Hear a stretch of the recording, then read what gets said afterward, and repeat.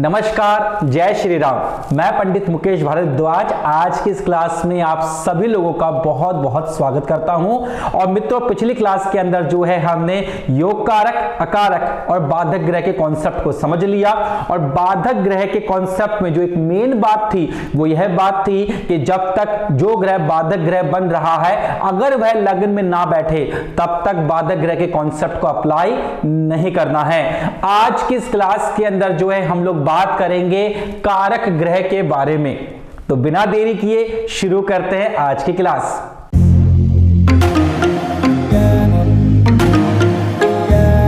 मित्रों, सबसे पहले मैं आपको कारक ग्रह का मतलब समझाता हूं। जब आपके घर में कोई शादी होती है, मान लीजिए आपके पापा आपकी शादी कर रहे हैं या आप अपने बच्चों की शादी कर रहे हैं, अगर आपके बच्चे हैं तो होता क्या नॉर्मली, जैसे मान लीजिए आप अपने बच्चों की शादी कर रहे हैं तो ऐसा तो नहीं होगा ना कि सारे के सारे काम आप स्वयं करेंगे, क्योंकि शादी में बहुत सारे काम होते हैं और एक व्यक्ति उन कामों को अकेले दम पर तो हैंडल नहीं कर सकता। तो मान लीजिए आपने क्या किया, आपने अपने छोटे भाई को बोला, देख भाई एक काम कर, जो केटरिंग का काम है ना वो तुझे संभालना है। केटरिंग में किसी प्रकार की शिकायत नहीं आनी चाहिए वरना मैं तेरे को पकड़ लूंगा। मान लीजिए आपका कोई दोस्त है, आपने कहा भाई देख ज्वेलरी का डिपार्टमेंट तेरे को संभालना है, ज्वेलरी में कोई कमी कहीं पर भी नहीं होनी चाहिए, किसी प्रकार की दिक्कत होगी तो तेरे को पकड़ लूंगा। इसी प्रकार से और बहुत सारी व्यवस्थाएं जो है शादी में होती है। अब मान लीजिए शादी में जो है वह खाने को लेकर, केटरिंग को लेकर कोई समस्या हो गई, कोई प्रॉब्लम हो गई, तो आप किसको पकड़ोगे? अपने छोटे भाई को पकड़ोगे। क्यों? क्योंकि केटरिंग का जिम्मा जो था ना वो आपके छोटे भाई पर था। इस जिम्मे को ही है ना ज्योतिष में कारक कहा जाता है। इसका मतलब ये हुआ कि शादी कराने की जिम्मेदारी नेचुरली किस ग्रह के पास है, जॉब दिलवाने की जिम्मेदारी नेचुरली किसके पास है, झगड़ा करवाने की जिम्मेदारी नेचुरली किसके पास है, मकान बनवाने की जिम्मेदारी नेचुरली किसके पास है। और यह सेम होता है चाहे मेरी कुंडली हो, चाहे आपकी कुंडली हो, चाहे प्रधानमंत्री मोदी जी की कुंडली हो। सब कुंडलियों में कुछ ग्रह ऐसे होते हैं जो किसी एक चीज के लिए फिक्स होते हैं। उन्हीं फिक्स चीजों को, उन्हीं जिम्मेदार ग्रहों को उस घटना के लिए ज्योतिष में कारक कहा जाता है। अब जानते हैं कि कौन सी चीज के लिए और कौन से घर के लिए जो है वह कारक ग्रह जिम्मेदार होता है। मित्रों, मैंने आपके सामने जो है एक कुंडली का फॉर्मेट बनाया है और मैं आपसे एक बात जरूर से कहना चाहता हूं कि कारक ग्रह को याद नहीं करना आपको। क्यों? क्योंकि अगर पिछली क्लासेस आपने अच्छे से पढ़ी है और आपने यह भी समझा है कि जो ग्रह है, कौन सा ग्रह किस चीज को डिनोट करता है, जैसे सरकारी जॉब को सूर्य ग्रह डिनोट करता है, आपके मन की शांति को चंद्रमा डिनोट करता है, आपकी बॉडी में फैट को गुरु ग्रह डिनोट करता है। अगर आपको ये सब याद है तो इस क्लास को आपको याद करने की जरूरत नहीं पड़ेगी। और अगर याद नहीं है तो पिछली क्लास में वापस जाइए और वहां जाकर देखिए कि कौन सी चीज किस चीज को रिप्रेजेंट करती है। राइट? तो चलिए देखते हैं पहला घर क्या रिप्रेजेंट करता है। पहले घर से क्या देखते हो आप? पहले घर से देखते हो फिजिकल स्ट्रेंथ और मेंटल स्ट्रेंथ। किसी भी व्यक्ति की फिजिकल स्ट्रेंथ और मेंटल स्ट्रेंथ को दिखा जाता है। अगर आपके शरीर में जो इम्यूनिटी है उसको देखना है, क्योंकि फिजिकल स्ट्रेंथ क्या है? आपकी इम्यूनिटी। अगर मान लीजिए आपकी बॉडी में इम्यूनिटी है तो बीमारियां बहुत जल्दी से आपके शरीर पर अटैक नहीं कर पाएगी, कोशिश करेगी तो भी नहीं कर पाएगी। अब मुझे बताइए आप कि ज्योतिष में इम्यूनिटी को कौन सा ग्रह रिप्रेजेंट करता है? पिछली क्लास में मैंने बताया था सूर्य ग्रह रिस्पॉन्सिबल है WBC के लिए, व्हाइट ब्लड कॉर्पस के लिए। जब हमने ग्रहों को ऑर्गन्स के आधार पर पढ़ा था तो वहां पर इस चीज को देखा था। अगर आपने वह वीडियो नहीं देखी है please go back and watch that. तो फिजिकल स्ट्रेंथ के लिए यानी इम्यूनिटी के लिए जो है WBC के लिए सूर्य का रिस्पॉन्सिबल है। इसका मतलब ये हुआ कि अगर कोई व्यक्ति हमारे पास आकर ये प्रश्न पूछता है कि मेरी फिजिकल स्ट्रेंथ कैसे रहेगी, शरीर स्वस्थ तो रहेगा ना, कोई बीमारी तो नहीं लगेगी ना, तो उसके लिए जो है आपको सूर्य ग्रह को देखना आवश्यक है। लग्न से ही हम लोग किसी व्यक्ति की मेंटल स्ट्रेंथ को भी चेक करते हैं, और मेंटल स्ट्रेंथ साइकोलॉजिकल चीजों के लिए जो भी ग्रह रिस्पॉन्सिबल है उसका नाम क्या है? चंद्रमा, क्योंकि चंद्रमा मन का कारक होता है। प्रीवियस क्लास में सब कुछ पढ़ा चुका हूं, नहीं याद है तो गो बैक, वैसे आपको याद होगा, आई होप सो। चंद्रमा मनसो जात चक्षो हो, चंद्रमा मन का कारक होता है। तो अगर कोई व्यक्ति बोलता है कि मेरे को डिप्रेशन की प्रॉब्लम है, मेरे को स्ट्रेस बहुत रहता है, बहुत ज्यादा टेंशन रहती है मेरे को, क्या देखोगे? चंद्रमा को देखोगे। उसके लिए किसको देखोगे? चंद्रमा को। इसके बाद आगे चलते हैं, दूसरे घर से हम लोग परिवार को देखते हैं, फैमिली को देखते हैं। दूसरे घर से हम लोग धन को देखते हैं, वेल्थ को देखते हैं। दूसरे घर से हम लोग स्पीच यानी वाणी को भी देखते हैं, और टेस्ट को भी देखते हैं, और बहुत सारी चीजें देखते हैं हम दूसरे घर से। परिवार की जब बात आएगी, कोई व्यक्ति कहेगा मेरे परिवार से मेरी बनती नहीं है, ज्यादा हमारा आना जाना है नहीं, ज्यादा बोलचाल हमारी है नहीं, तो उसके लिए किस ग्रह को देखना पड़ेगा? गुरु ग्रह को देखना पड़ेगा।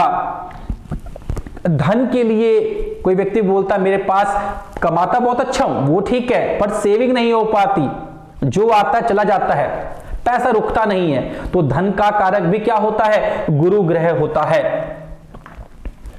और एक बात मैं आपको समझाऊं इस गुरु ग्रह के ऊपर, बहुत सारे लोगों को मैंने यहां बोलते हुए सुना, बहुत सारे लोगों को, कि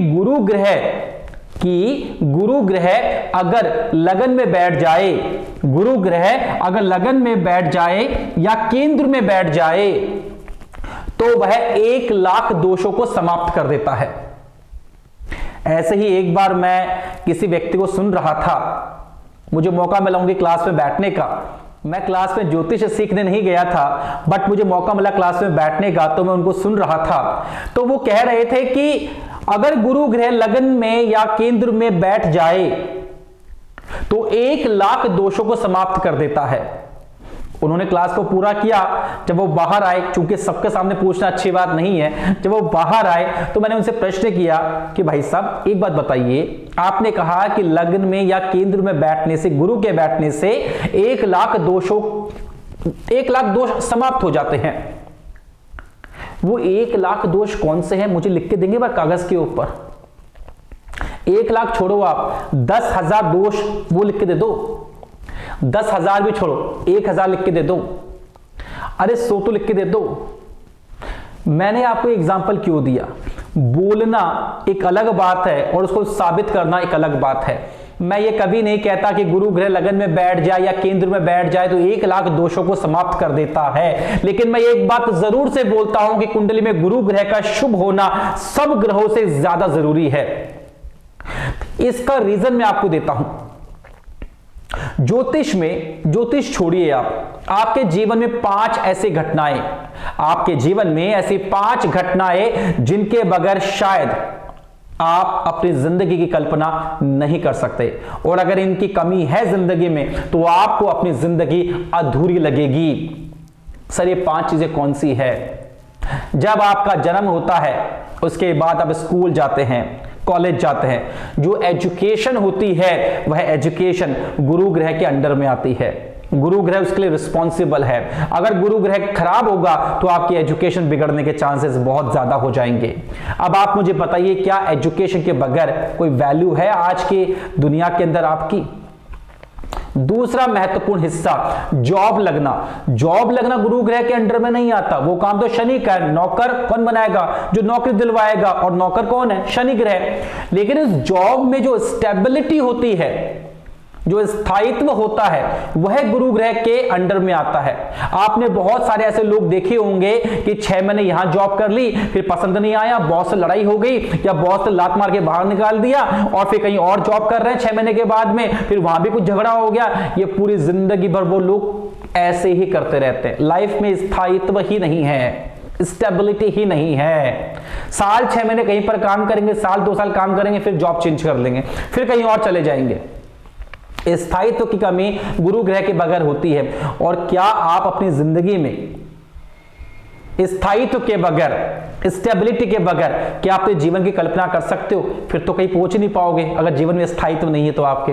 तीसरी चीज, अगर आप एक लड़की है तो आपकी शादी कराने की जिम्मेदारी भी गुरु ग्रह के ऊपर ही होती है, और पति से सुख पाने की, या पति आपकी बात तो माने कम से कम, आप कह रहे हो आज चलते हैं घूमने चलते हैं, और पति कहे चलो घूमने चलते हैं कोई बात नहीं, ये तो आप चाहोगे ही चाहोगे, राइट। तो अगर गुरु ग्रह कुंडली में खराब है तो फिर मानकर चलिएगा आपके पतिदेव आपकी बात मानने वाले नहीं हैं। और अगर आप मैरिड है तो आप देख लीजिए, अगर आपके पतिदेव आपकी बात मानते हैं, प्रॉपरली आपको सुनते हैं, आपको समझते हैं और आपकी बातों की कद्र करते हैं, कुंडली में उठा के देख लीजिएगा गुरु ग्रह बहुत ही बेहतरीन स्थिति में होगा। लेकिन अगर ऐसी प्रॉब्लम है आपके साथ कि पतिदेव बात नहीं मानते, आप अपने आप को टॉर्चर्ड फील करते हो, आपको लगता है कि मेरी कोई वैल्यू नहीं है इस घर के अंदर, गुरु ग्रह निश्चित रूप से आपका कुंडली में खराब होगा। तो क्या ये चीज अफोर्ड कर सकते हो आप? ये तीसरा पैरामीटर। चौथा पैरामीटर जो है संतान का होना, संतान, बच्चा होना। WHO की रिपोर्ट के अनुसार आज हिंदुस्तान में 15% लोग पेरेंट्स, माँ बाप नहीं बन सकते, पेरेंट्स नहीं बन सकते। इट मींस उनके संतान नहीं हो सकती। WHO की रिपोर्ट के अनुसार आज 15% कपल्स जिनकी शादी हुई है वह पेरेंट्स नहीं बन सकते, यानी उनके संतान नहीं हो सकती। क्या संतान के बगैर एक मैरिड लाइफ का कपल या जो उसका रिश्ता है, क्या वह अपने आप को पूर्ण मान सकता है? क्या वह रिश्ता कंप्लीट है? क्या वह रिश्ता मुकम्मल है? नहीं हो सकता ना।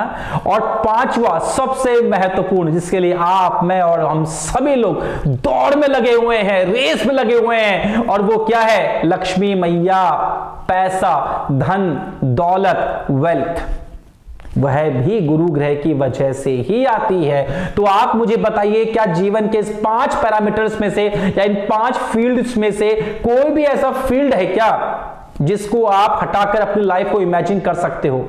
आई होप मैक्सिमम लोगों का आंसर होगा नो। इसीलिए गुरु ग्रह की महिमा बहुत ज्यादा होती है, इसीलिए आपकी कुंडली के अंदर गुरु ग्रह का अच्छा होना बेहद जरूरी है।